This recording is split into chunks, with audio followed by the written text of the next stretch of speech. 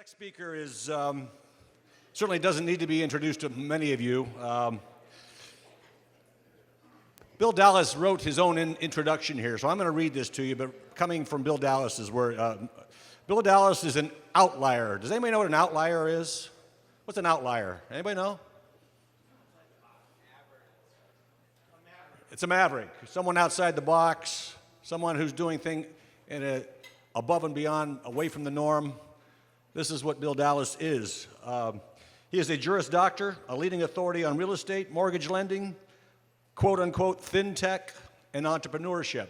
This theme of entrepreneurship is really something that we're learning from Bill Dallas, who I think certainly embraces that term. He's not a professional speaker like Terry. He's not an economist like Mark. But he has spent the last 30 years stirring spectators in schools and organizations such as Merrill Lynch, Bank of America, National City Bank, Mortgage Bankers Association, California Mortgage Bankers, American Bankers, California Lutheran University, Santa Clara, Oaks Christian. I could go on and on. He's been involved as a very strong participant in all of those organizations and companies. Bill is a successful entrepreneur, a father of 5, and a local legend in his own mind. Please welcome Bill Dallas, who's going to talk to us this morning about the housing market. God bless Terry Paulson, first of all. And I think optimism, I remember my parents gave me one, and I think we show maybe our age a bit when we start using all these little clips, because mine will be a little different. But my parents always had one of these cutouts, and they had it on the refrigerator like we used to, something that's stuck on the refrigerator. I don't know if anything sticks there anymore.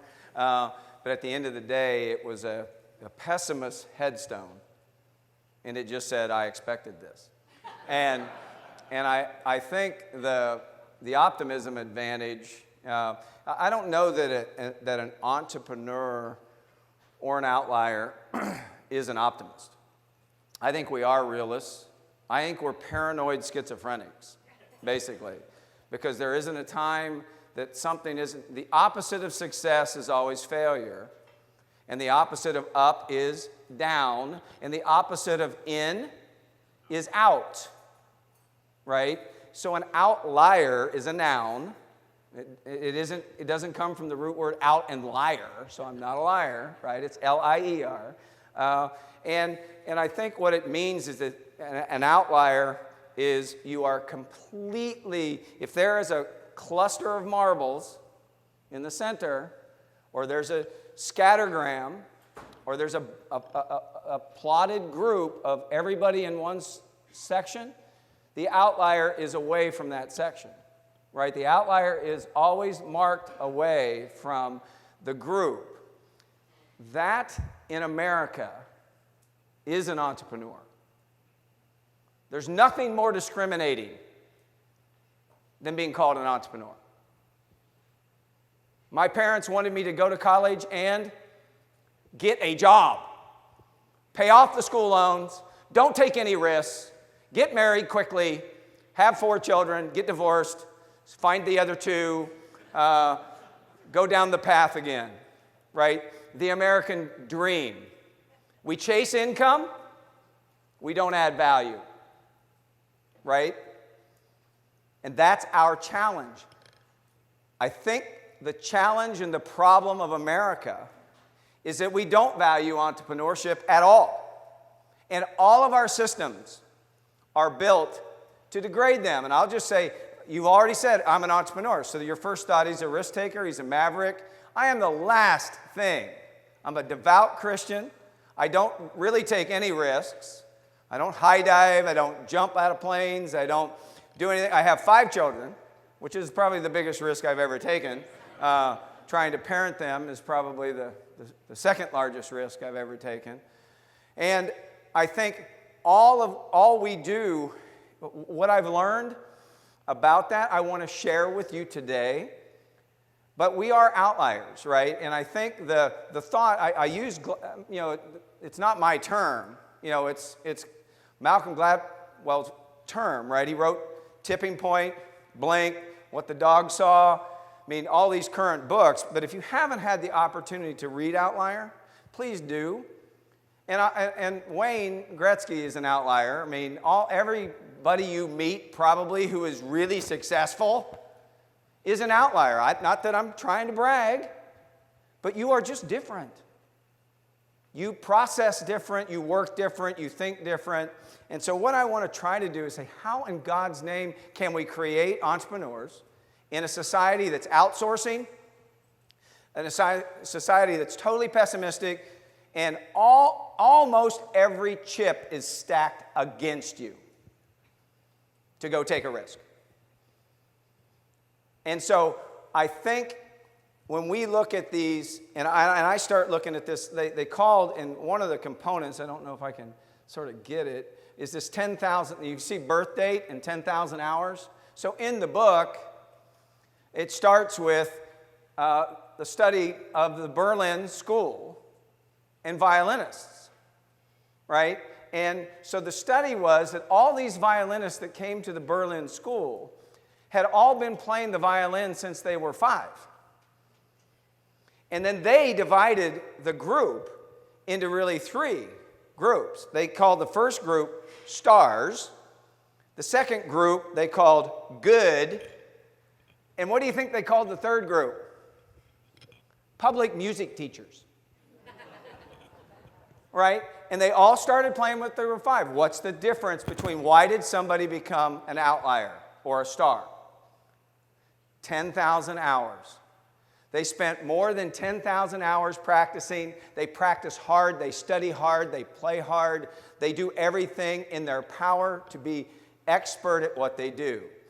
That is what I think in real estate or in my business, an entrepreneur is somebody that spent, and I call myself an outlier because I have 80,000 hours in real estate and in mortgage lending. 80,000.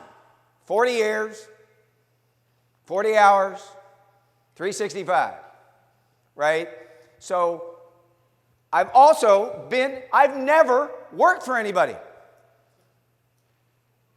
No matter what the business is. So whether it's Fox Sports Grill or whether it's First Franklin or Skyline or New Leaf or Oaks Christian, all these businesses we started. Every one. I managed Mary Kate and Ashley Olsen, the Olsen twins. Can you imagine? The greatest 2 women entrepreneurs I've ever met. Working since 0. At 12, they were almost over the hill. How old do you think they are today? They're like 27. And they still are paranoid and schizophrenic like me. So when you look at all of this, and 5 kids, one of the one at the bottom, I have 2 of my kids, so I force all my children to, as they're going through school, to start an LLC.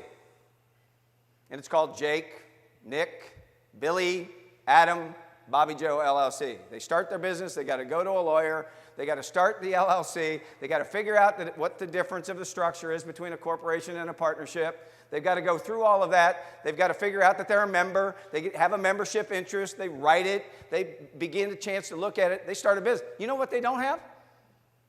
A business. They don't have any idea what they're doing, but they are already starting themselves. So my first son is Hoop Stars.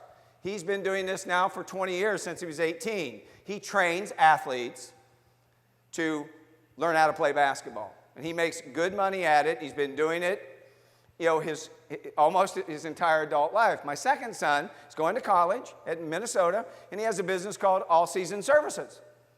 And all he does is all day he helps you with your home, your hardscape, and all the things you have to do. It's what he loves to do. My pastor, I'm a member here at WPC, and my pastor, Dick Thompson, I get chills talking about it a little bit, but my pastor said, I tried to say, how can we encapsulate faith, Christianity, my belief, and this entrepreneurship elk? How can I convey that to my kids, to students, and people that I affect every day who I want to encourage to become an outlier? or take the risk to not be in, be out. And he said, and I'll challenge you today, draw a cross right now. Take a sheet of paper, take notes. I mean, now you can look smart. I'm not telling these guys anything that's not really hard. This is a frickin' cross, right? Right? It could be any denomination, by the way. So draw the cross. And across the x-axis, draw and just write the words means. M-E-A-N-S. Doesn't mean you're being mean. It means I have to work. I have to earn. I have to make money, right? I've got to do something. I got to pay the bills. I got to wash the car. I got to go to the bank. All those things. On the other axis, what do you write? Meaning. Meaning. My pastor made this really simple for me. He says if you can merge means and meaning, you can have a wonderful life. And you are an entrepreneur. Do what you love to do. Don't do what somebody else wants you to do. And I spend all this time at Oaks. I spend all this time at my church. I spend all this time with my kids. And I'm 50-50. I mean, I have children just like you. Some of them will not take this bait. And yet when you look at them, you send your kid away, right? They come back. And when they come back, you have another opportunity to move them out, to help them become an outlier. Because it is the failure. I love the kids that fail early, that admit mistakes, that have concerns. I teach all of the kids, I say, if you want to be an outlier, then you've got to be comfortable not being in the in group. And everybody, all the parents, all of you want your kids in the in group. That is the number one rule for a kid to not be successful. Yet we spend all of our time funneling them in the same funnel. What is wrong with you people? This is not that hard. If you're sitting over here and you're an outlier, you are an outcast. Entrepreneurship isn't that at all. Entrepreneurship is dead center of America's economy. You had the Fortune 500, go to the Fortune 200, go to the Fortune 100, go to the Fortune 25, to go to, screw that. We're going NASDAQ. We're going to go tech. It's technology, entertainment, and design. It's TEDx suddenly. Everything's on the far right. Everything else is dead.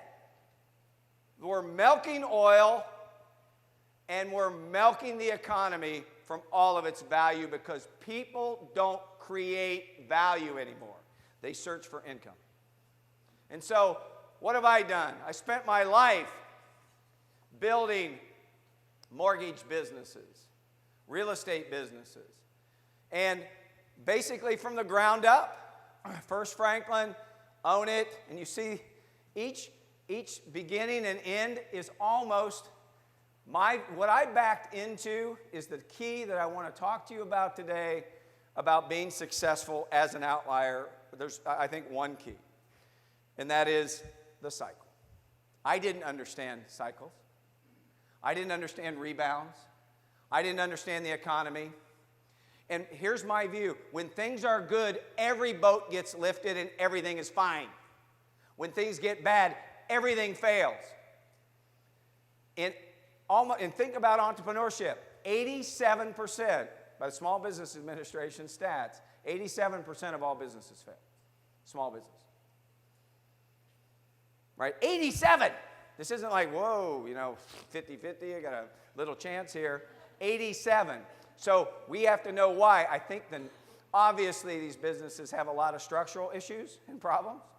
Like you two know each other. So you two go into business together, you got no capital. You're married, she's married. Next thing you know, you're divorced, she's not. Now we got a different partner, and then off we go, right? We fail just out of sheer stupid structure. Then we don't have any money, we have no capital, and we start a business that we have about 4 hours of experience in. Not 80,000.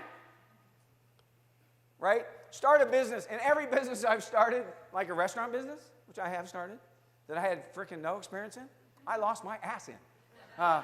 Just FYI. And what I've learned is that lure, which used to be my Fox Sports Grill here, is I hire the person who's got 100,000 hours in restaurant, who does fish really well. And you know what I own? I own the building. And I collect rent. And I like that better. It works really good, versus worrying about food leaving, starvation, I can't buy it, gas prices, and 100 other things. So what I learned about this, and what you'll see in each of these, is there's a natural break. So I sold my business I tried to sell my business the first time to DLJ in 1994, and they bought it for a lot of money. And then they screwed it up, and I got it back. And then I built it again. I sold it again, this time to Bank of America. And what did they do? They screwed it up. And so I got it back. And then I sold it again to National City Bank. And I thought, wow. And then they sold it. We sold it again to Merrill Lynch. And in the meantime, I started another business and sold that to Merrill Lynch. I said, this is the greatest thing I've ever figured out. This is the gift that keeps on giving. And then as I sort of backed into it, I said, well, let's take a look at what really happened. So in 1994, when I first sold my business, what I figured out was interest rates, which had gone, look, I'm not that smart. I'm a liberal arts guy, right? So I'm not a math dude. And then I went to law school. So I do have some skills, but not many. What we did figure out is, and I did like what Terry said, you sort of believe, you think, you act. Then I think the next action is you fail and you review what pilots used to call, what do? We debrief the mission. And we debrief, then we act again. So what I have figured out in this business is it's all about the cycle. So in 94, interest rates go up 6 times, cycle shuts down, I get my business back. 98, we go into recession, right? Recession hits, I get my business back. Year 2000, big recession, right? .com bust, gonna fail, whole world, get my business back. September 11th, right? September 11th, what happens? Bombs hit, what happens to interest rates? Drop, everybody rushes into real estate. It had already had a 20-year run. I'm now extraordinarily cautious, but see an opportunity and jump back into the business knowing full well that it will fail. The last time I spoke to this group, the message I gave you was duck or bleed, baby. This market is going to eat you, and it will eat every one of you.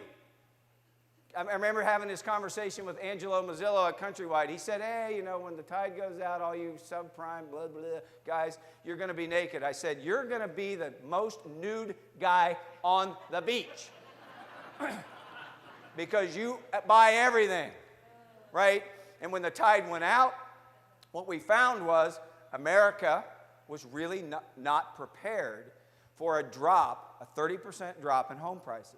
Well, if we did our little scattergram and we looked at data, the data was crying out for you to do this, that it would fail. Why didn't it fail? Well, interest rates go to zero. For a while, everybody runs to the asset class, right? So now what have we done? Well, so I got out of the business. So, story, December of 2006, I quit. I closed my business. Merrill Lynch said, you are a moron. I said, time will tell whether I am or not, and got out of the business. We debriefed, and we set stage what we're trying to do today at Skyline, right? Which is take advantage of a new breed of mortgage lender, take advantage of technology and products.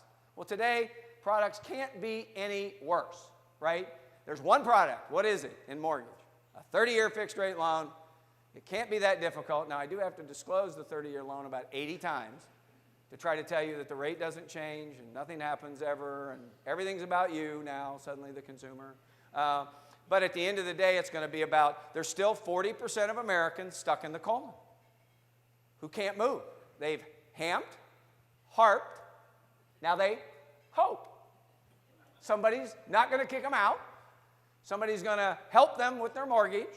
So we're back today trying to build products and technology to work within the industry to not only fix it, but then come out of it with mobile apps and with technology, with you being able to log on, check pricing, search for homes, do all those things in the comfort of your home, and know more about the process that you're going through, so it's more transparent to you, and so you can look and be more in control, because that's what happens when you democratize information and you put everything on the internet. There's just a ton of it. So when you look at it, we've built these businesses, and Skyline today, we're 450 people. We'll do about $3 billion.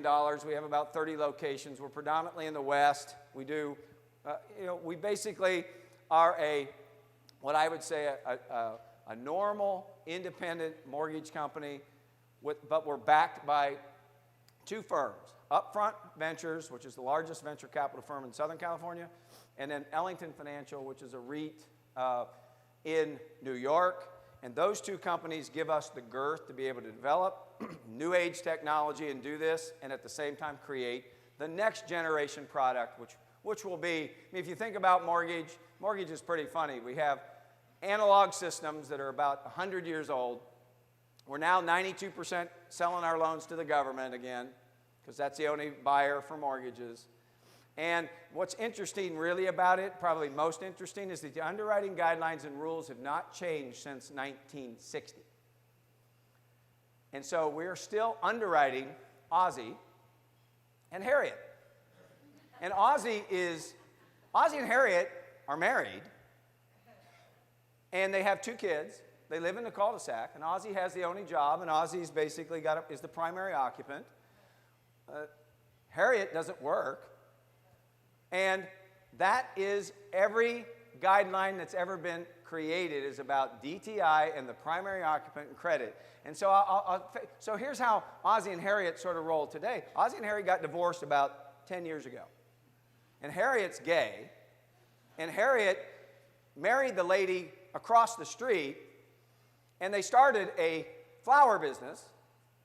Ozzie moved away. The kids, we don't know where they are. And they've all grown up, and everybody's a borrower. Right? So now forget Latino, Hispanic, forget you've got an invasion of just color, creed. I'll stay just with gender for a minute. When I started in the mortgage business, we had no data on single women. None. We didn't have a loan that we could find for a single woman. Today, it's 20% of the market.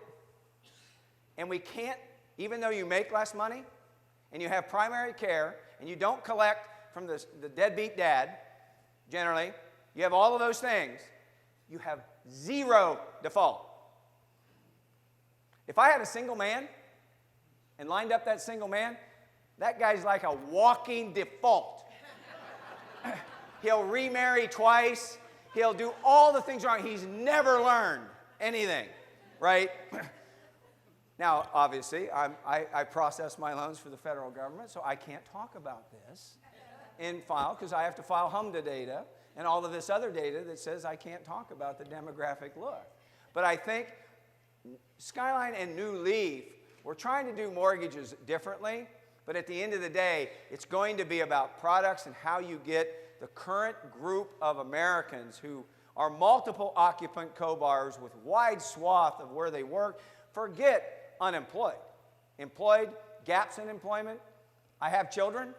You don't work for a few months. Well, I mean, we can't, how many of you applied for a loan recently?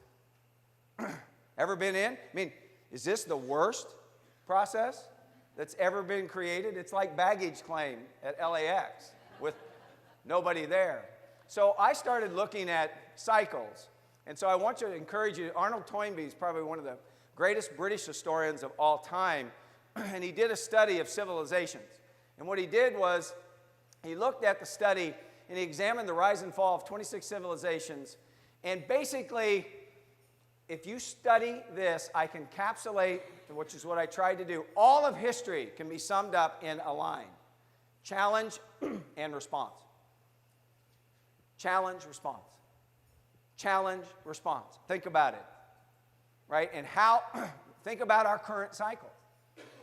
We're so pessimistic about the cycle, we basically are frozen. We're orphaning the number one asset in your life, your single family home. You think it's toxic? I think it's home sweet home, right? Why? Because the media will tell you it's toxic. They'll give you thousands of reasons why it's toxic. And what we find is that this study will tell you, and you can go read it. I wouldn't, it's 10 volumes of, I just summed it up for you. If you like the Cliff Notes, it's challenge and response.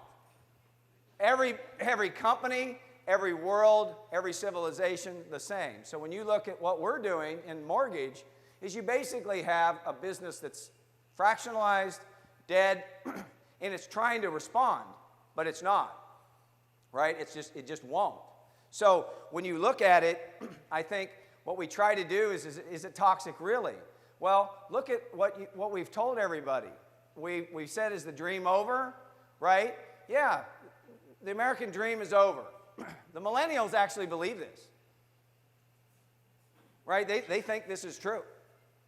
And you look at anything from meltdown to flipping houses to the bubble to 99% to the 1% club to frying poor old Angelo to flipping that house, all these different things to my favorite. I basically did the House of Cards.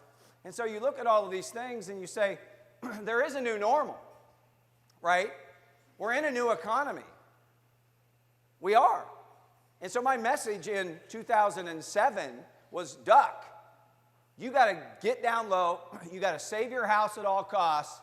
This house will be worth a lot of money, but it's going to be worth a lot less before it's worth a lot more. So how can you keep it, save it? You know, what can you do?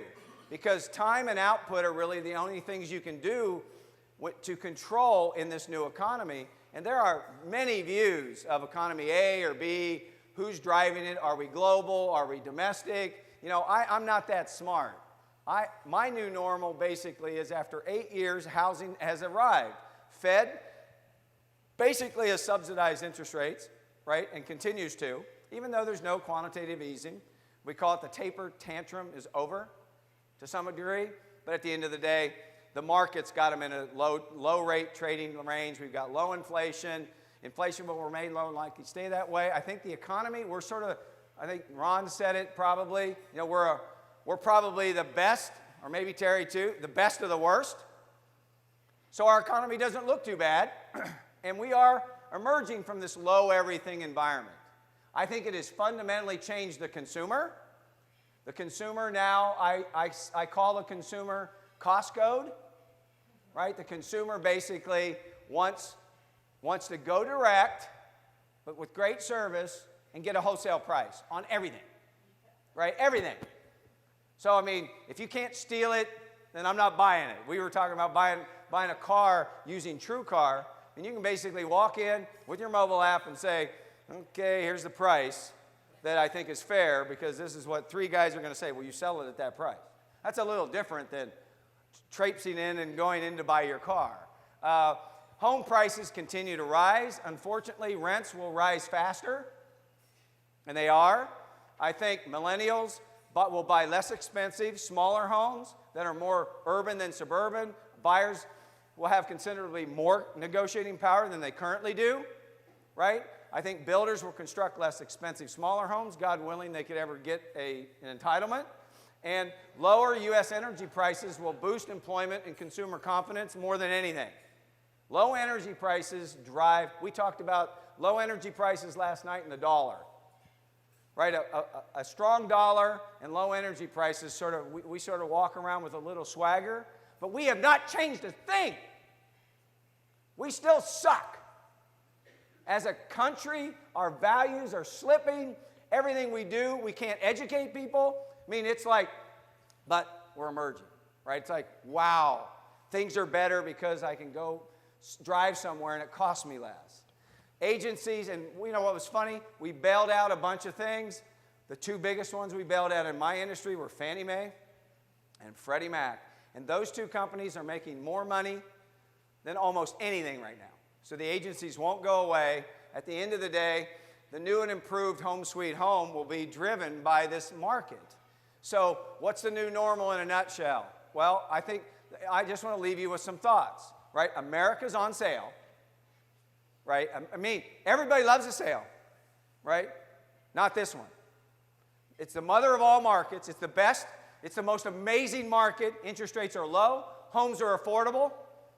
And you'll never have this, you'll never be at the nadir with this alchemy ever again in your life.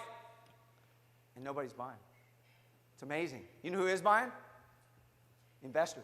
They're slopping this up. I mean, you got two companies in town. You got Homes for Rent, and then you've got, we talked about Wayne Hughes and their company, where everybody's suddenly buying single families, buying them out of foreclosure, flipping them, renting them back to you. I mean, this is pretty interesting. It's the largest single asset class growth in history in my business.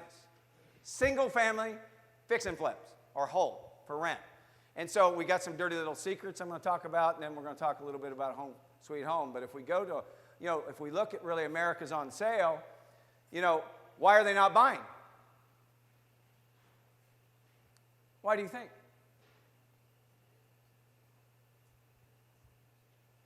I think fear. What else? I don't think they can qualify. They've hamped. I know 40. So if you think about this, a normal first-time home buyer market is about 45% of our market are first-time home buyers buying. It's 28%. So the millennials clearly are delaying. That's slowing things down. On the top end, you have people refinancing or buying. People are buying big houses all over the place. Never seen anything quite like it. You go into Silicon Beach and go up above that and you go over to look at Hollywood Hills or above Santa Monica, you got people paying insane numbers.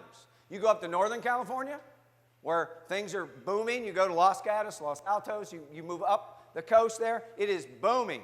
High ticket pricing. What's not moving is there are about 40% of Americans, 20% of them are below value still, and another 20% are right at value, but they've hamped and harped and hoped and they can't qualify.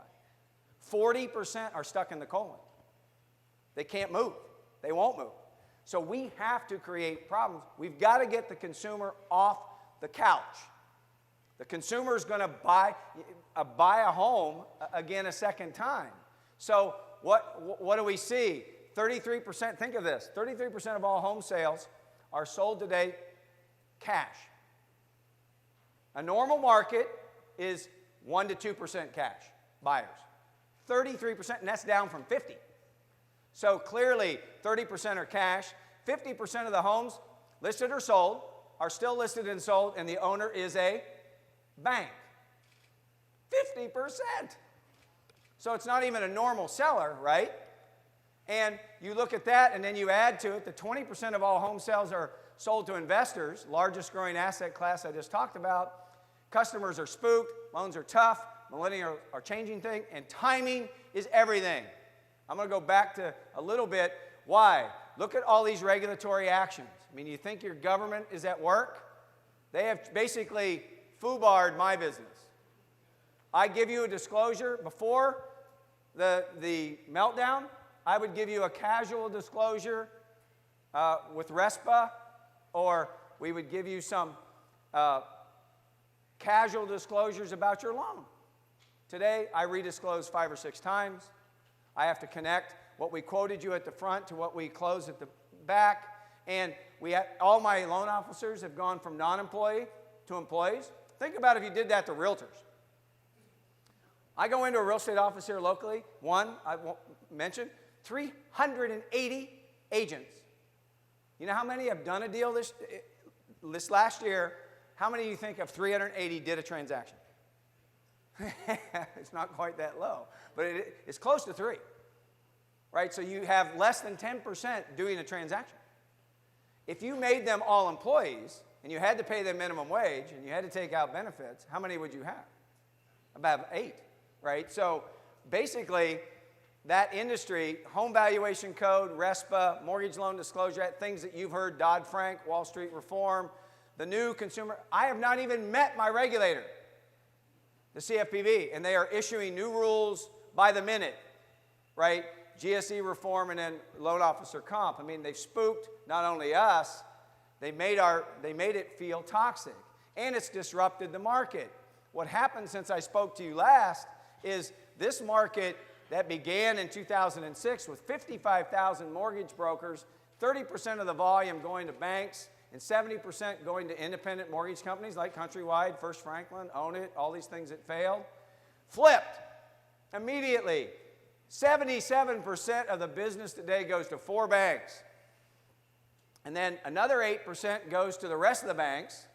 And then you've got 15% going to independent mortgage companies.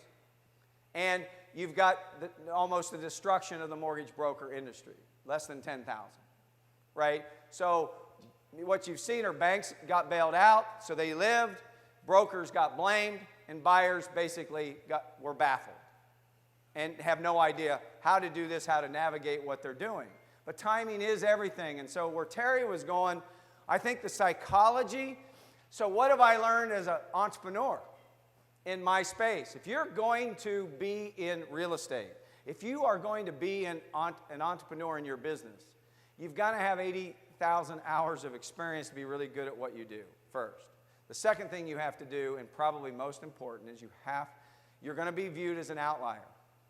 So as an outlier, the first thing that happens is you can't qualify for loans. You're self-employed, right? You can't get benefits. The largest single growing default, if you took the 5 major defaults that have occurred since the dawn of time, why everything defaults, when I started in this, their overextension of credit was 1, job loss was 2, right? Those are the 2 big ones.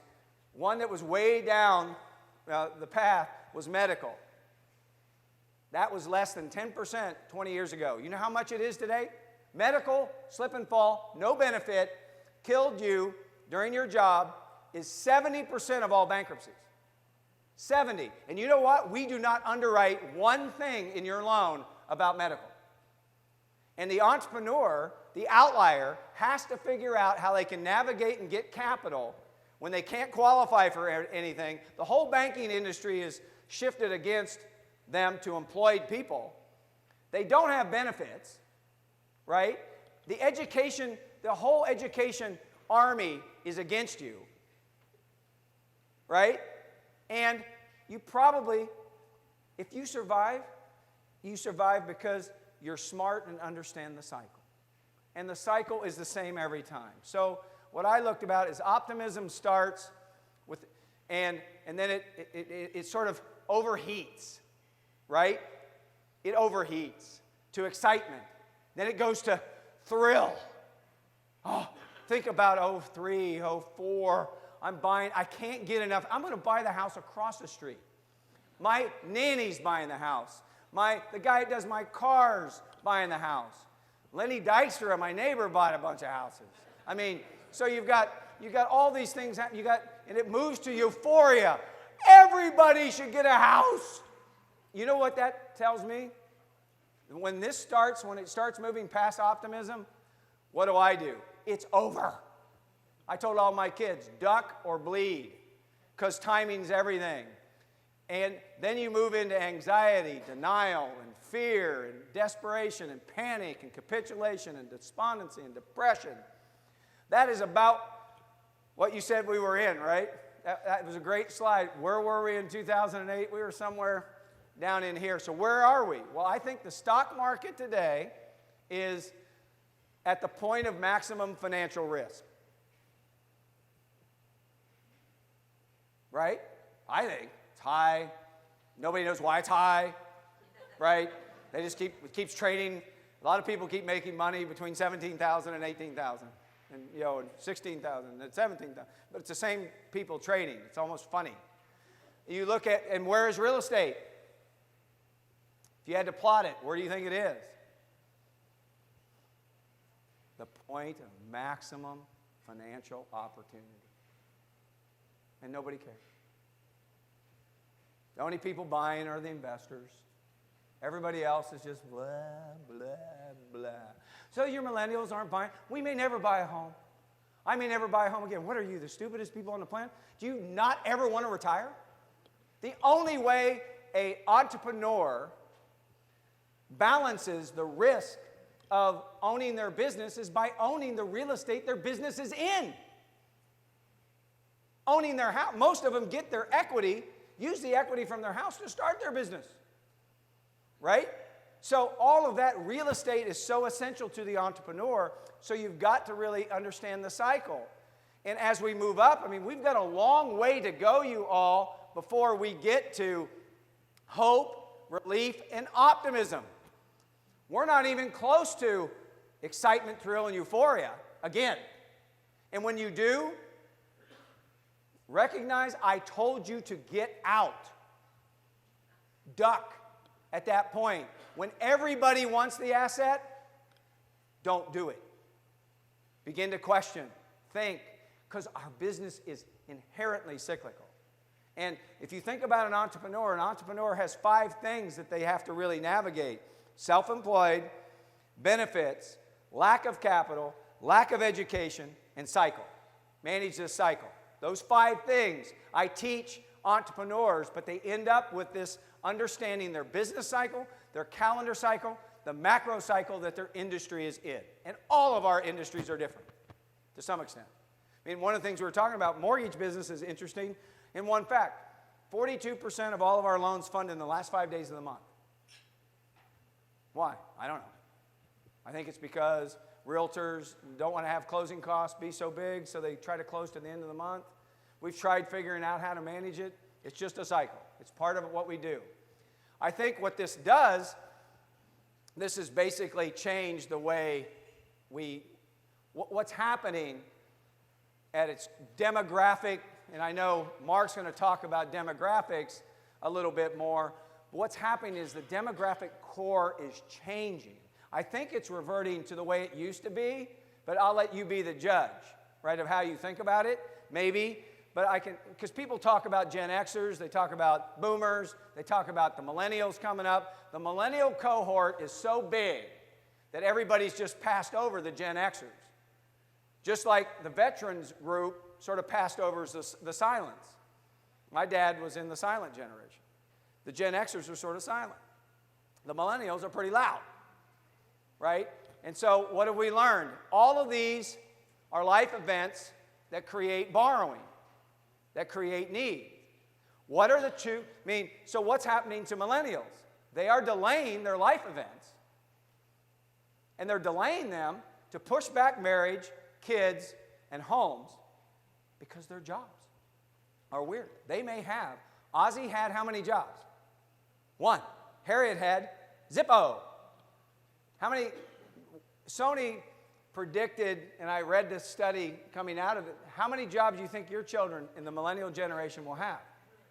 50. And they may be in 3 to 4 different sectors. So just think about qualifying. My qualifying guideline is 2 years of stable employment history.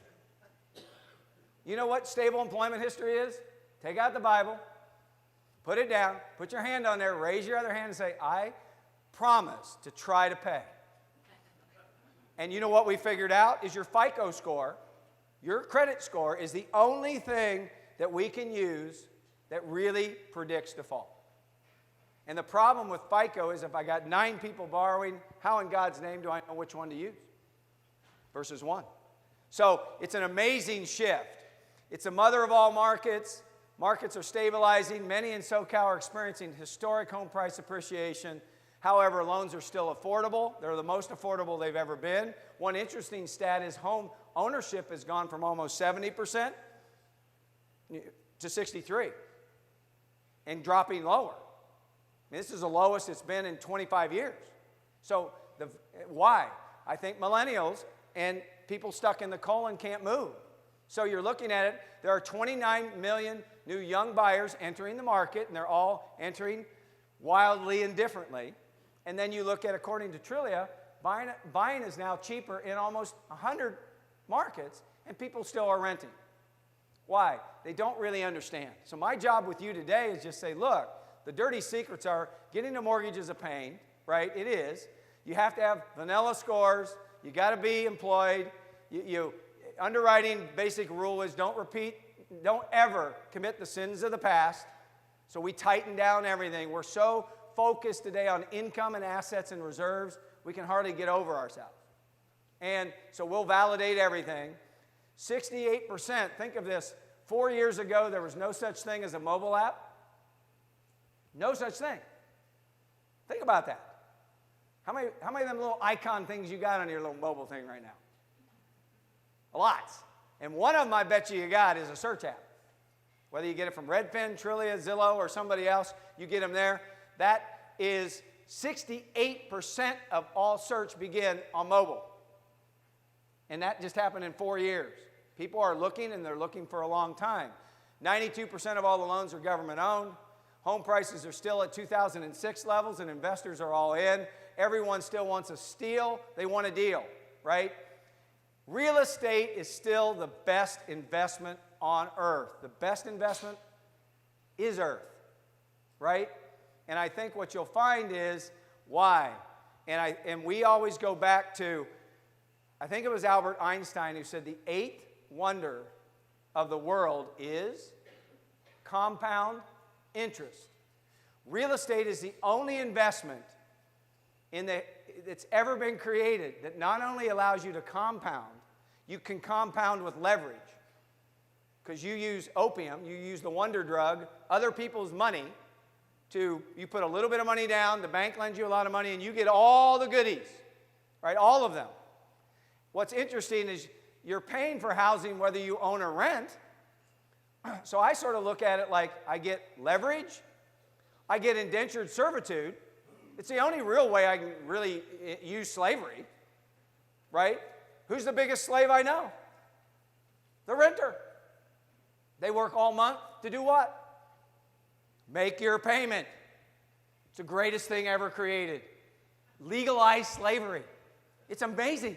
And yet I've got all these millennials. What do they want to do? Oh, I just want to rent. You know, why? My job, maybe, blah, blah, you know. Owning is a form of forced savings. There are substantial tax benefits to owning. Owning is a hedge against, it's the only true hedge against inflation. If you don't own a piece of real estate, you will not be able to retire. You will, I guarantee you, you will be wards of the state.